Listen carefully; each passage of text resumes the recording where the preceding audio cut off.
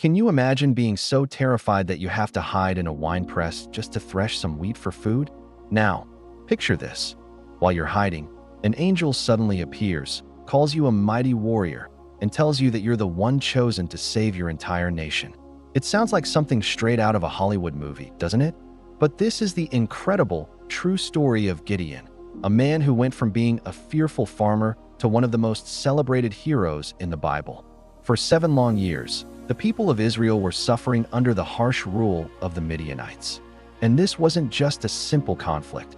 The Midianites would swarm the land like a plague of locusts, devouring everything in their path: crops, livestock, you name it. The Israelites were left starving and desperate, crying out to God for a savior. And God answered, but not in the way anyone expected. He didn't choose a king or a seasoned general.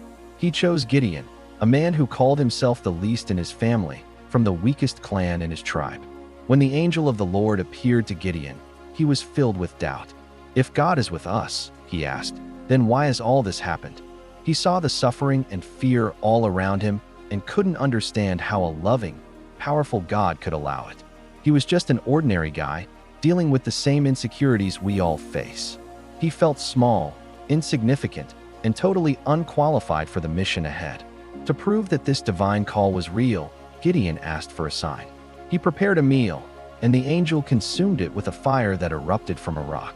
But even after seeing this miracle, Gideon's fear didn't just disappear. His very first task was to tear down his town's altar to the false god Baal. He was so scared of what his neighbors would do that he did it at night, under the cover of darkness. This wasn't the act of a fearless champion. It was the act of an ordinary person taking a small, trembling step of faith. As Gideon started to gather an army, God decided to do something truly mind-blowing. The Israelite army had 32,000 soldiers, which was already a tiny force compared to the massive Midianite horde. But God told Gideon, that's too many men. He wanted to make it absolutely clear that this victory would be his, not man's. So, first, anyone who was afraid was told to go home. Then came the famous water test. God told Gideon to take the men down to the water and watch how they drank. Those who knelt down and put their faces directly in the water were sent home. But the ones who stayed alert, cupping water in their hands to drink, were chosen. And how many were left? Just 300 men. 300 men to face an army described as being as thick as locusts, with camels as numerous as the sand on the seashore. The odds weren't just bad, they were impossible. But God wasn't done building Gideon's faith. He sent Gideon to spy on the enemy camp that night. There, he overheard a Midianite soldier telling his friend about a dream he had. The dream was about a loaf of barley bread that tumbled into their camp and completely flattened a tent. The friend's interpretation was immediate and chilling. This can be nothing other than the sword of Gideon.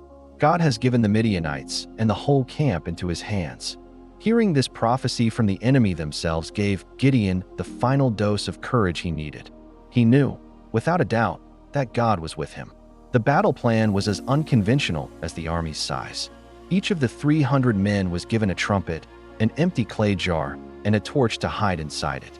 In the middle of the night, they surrounded the enemy camp.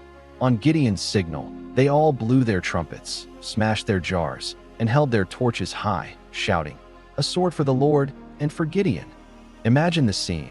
A sleeping army suddenly woken by the sound of 300 trumpets and the sight of torches appearing from every direction. The Midianites were thrown into a complete panic. In the chaos and confusion, they turned on each other, and their massive army basically defeated itself, without Gideon's tiny force even needing to draw their swords. Gideon's story is such a powerful reminder that God doesn't call the equipped, he equips the called. He chose a man crippled by fear and doubt to demonstrate that true strength comes from faith, not from numbers or weapons. It teaches us that even when we feel small, scared, and completely outmatched by the challenges in our own lives, with God on our side, the impossible becomes possible. What part of Gideon's incredible journey inspires you the most? Let me know down in the comments. And if you enjoyed this story of faith and courage, don't forget to like this video and subscribe for more epic tales from history. Thanks for watching, and I'll see you in the next one.